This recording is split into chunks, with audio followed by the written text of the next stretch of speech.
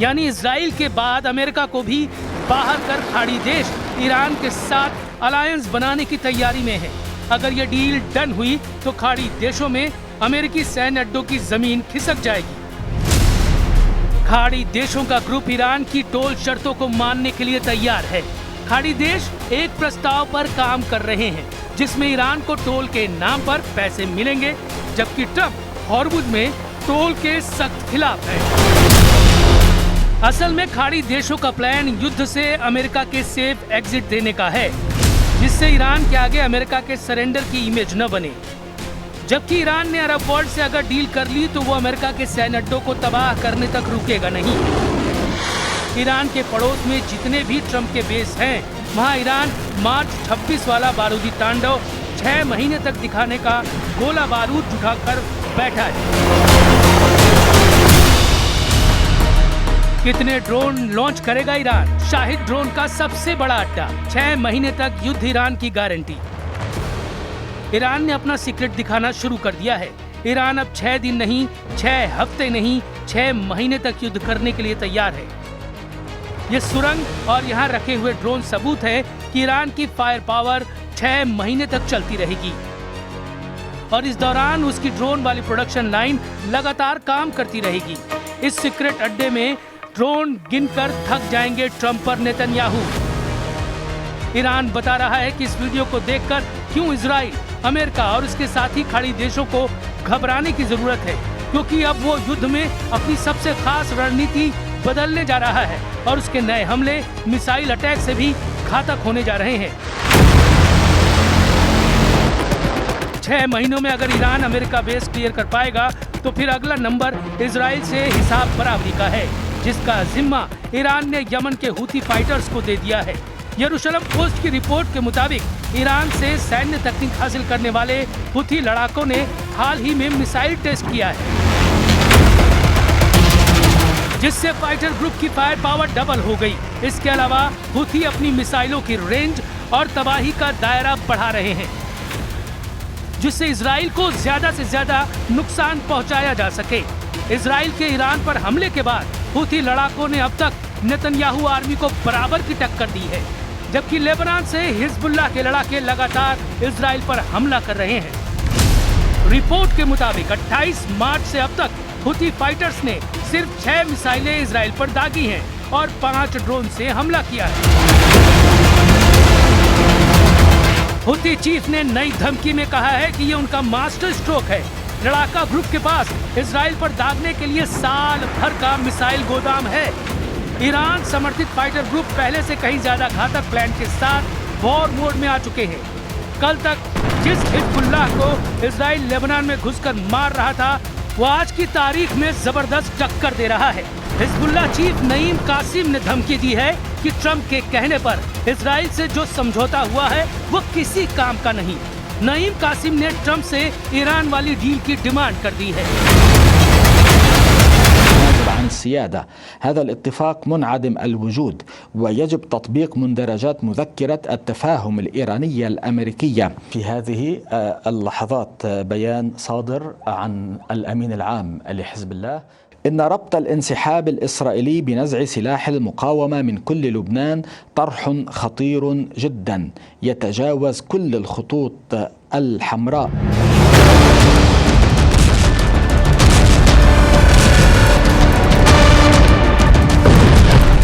Trump ने इतना पसीना बहाकर लेबनान में जंग रोकने के लिए जो डील करवाई, उसे खुद इजराइल तोड़ने की तैयारी में है,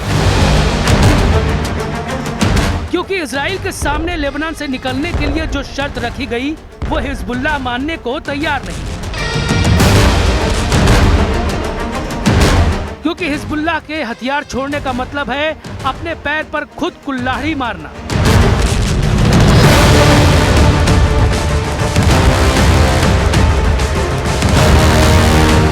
और इसलिए इजराइल ने दो टूक कह दिया है कि वो लेबनान तभी छोड़ेगा जब हिजबुल्लाह हथियार छोड़ेगा।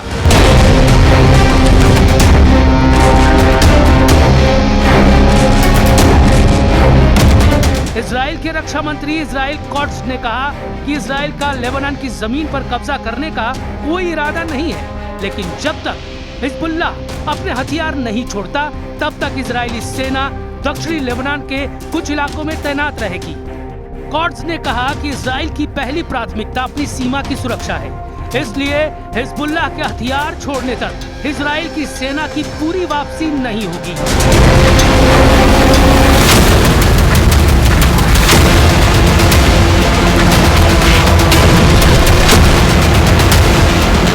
मतलब साफ है, कोई पीछे हटने को तैयार नहीं है। हिजबुल्लाह पहले ही इनकार कर चुका है और अब इजराइल के तेवर भी तीखे हैं। कॉर्ड्स ने तो ये तक बोल दिया कि अमेरिकी राष्ट्रपति के दबाव के बाद इजराइल को अपनी रणनीति बदलनी पड़ी, क्योंकि ट्रंप बीच में नहीं आते तो इजराइल लेबनान में इतने हवाई हमले करता कि हिजबुल्लाह खत्म हो जाता।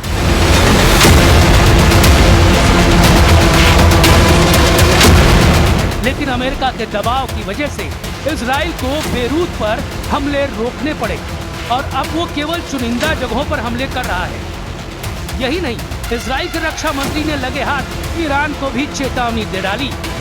कहा कि अगर ईरान ने इजराइल पर लेबनान की वजह से मिसाइलें दागी तो इजराइल की सेना जवाब देगी और अपने दम पर युद्ध लड़ेगी। यानी नेतन्याहू ने लेबनान के मुद्दे पर नहीं झुकने की कसम खा ली, बोल दिया कि ट्रंप कितना भी दबाव डाल दे वो नहीं झुकेंगे।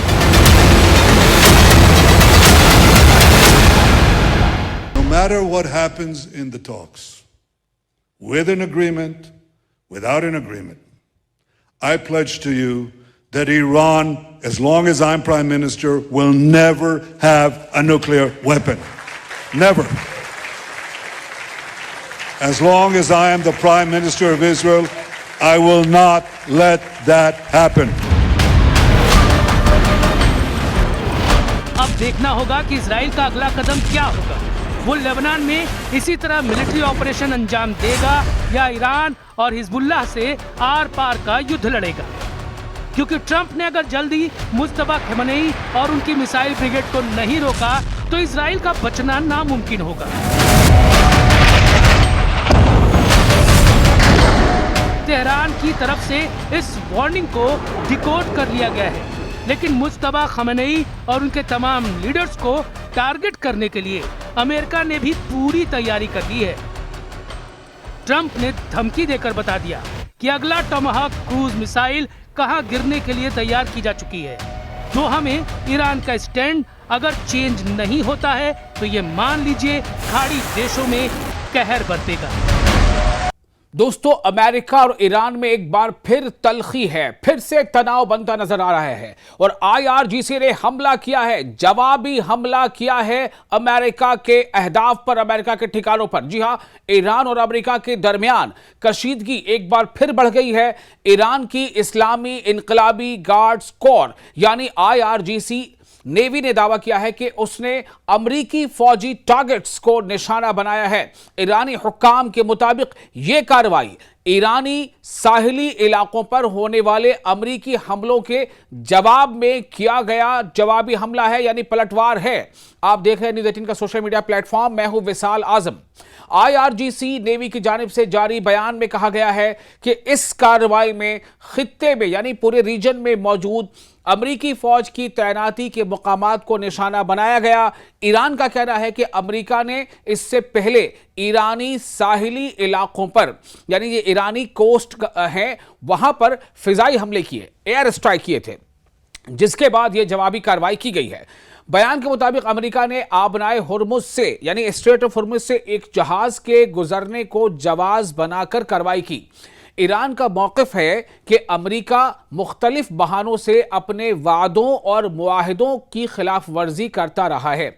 ये ईरान कह रहा है कि अलग अलग हीले बहानों से अमेरिका ने जो एक MOU साइन किया है, मेमोरेंडम ऑफ अंडरस्टैंडिंग साइन किया है, उस पर दस्तखत हुए हैं दोनों मुल्कों के, जो ईरान के साथ ईरान अमेरिका के बीच, उसकी जो है एक वायलेशन किसी न किसी बहाने से अमेरिका लगातार कर रहा है।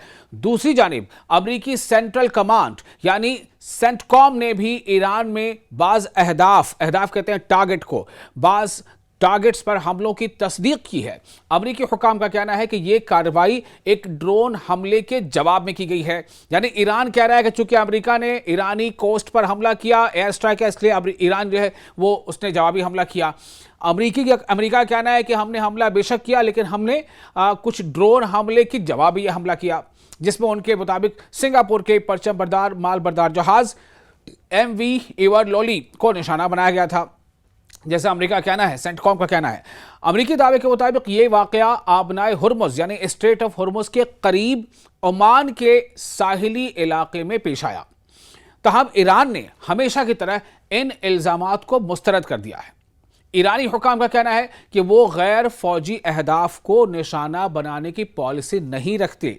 फिर से सुनिए क्या कहा गया ईरान की तरफ से। ईरानी हुकाम कहते हैं यानी जो भी ऑफिशियल्स हैं, आला जो ऑफिशियल्स हैं, उनका कहना है कि वो गैर फौजी अहदाफ के, ऐसा कोई भी टारगेट जो कि नॉन मिलिट्री हो, वो उसको निशाना बनाने की पॉलिसी नहीं रखते हैं। ये ईरान कह रहा है। ईरान ने यह भी कहा है कि बाज अनासिर ऐसे हमलों को ईरान से जोड़ने के लिए मुबैना तौर पर फॉल्स फ्लैग कार्रवाइयां कर सकते हैं। यानी इसमें कहीं ना कहीं कोई साजिश भी हो सकती है ताकि उस हमले से ईरान को जोड़ दिया जाए और इसके नतीजे में अमेरिका फिर ईरान पर जवाबी हमला करे, फिर ईरान अमेरिका पर हमला करे। और ये जो काफ़ी मेहनतों के बाद, काफ़ी कोशिशों के बाद, कई मुल्कों के लगातार कोशिशों के बाद और कई देश मतलब दुनिया के कई देशों के लगातार आप कह सकते हैं कि आरजुओं के बाद, मेहनतों के बाद अमेरिका और ईरान के बीच MOU पर दस्तखत हुए हैं, मेमोरेंडम ऑफ अंडरस्टैंडिंग पर दस्तखत हुए हैं, लेकिन हालात को बिगाड़ने की कोई कोशिश कर सकता है, ये ईरान का कहना है। IRGC के बयान में यह भी कहा गया है कि अमेरिका ने दोनों देशों के दरमियान हाल ही में होने वाली मफाहमती यादाश्त यानी मेमोरेंडम ऑफ अंडरस्टैंडिंग यानी MOU की खिलाफ वर्जी करने की कोशिश की है, उसे वायोलेट करने की कोशिश की है। ईरान का कहना है कि इसका मुनासिब जवाब दे दिया गया है। ईरानी फोर्स ने खबरदार भी किया है कि अगर मुस्तकबिल में यानी इन फ्यूचर ऐसी कार्रवाइयां दोबारा हुई तो उसका जवाब पहले से ज्यादा सख्त और वसी होगा, यानी ज्यादा फैलाव के साथ होगा। यह आपको वाजे कर दें कि इससे कबल 7 अप्रैल को अमेरिकी सदर डोनाल्ड ट्रंप ने जंग बंदी का ऐलान किया था। ताहम हालिया वाकयात के बाद एक बार फिर रीजन में कशीदगी यानी तनाव बढ़ने के खदशात पैदा हो गए हैं। फिलहाल दोनों जानिब से सख्त बयानात सामने आ रहे हैं, जबकि आलमी बिरादरी यानी वर्ल्ड कम्युनिटी जो है वो सूरत हाल पर गहरी नजर रखे हुए है। अब देखना यह होगा कि आने वाले दिनों में यह तनाज़ा मजीद शिद्दत अख्तियार करता है या सिफारती कोशिशों के जरिए हालात को काबू में लाया जाता है। फिलहाल इतना ही, लेकिन हाँ, हालात जैसे जैसे बदलेंगे वैसे वैसे आपको हम कोशिश करेंगे कि आपको अपडेट रखें, आपको ताज़ा जानकारी पहुंचाएं। आपको ये वीडियो कैसा लगा, आप इस बारे में अपने तासुरात हमें कमेंट बॉक्स में लिखकर शेयर कर सकते हैं।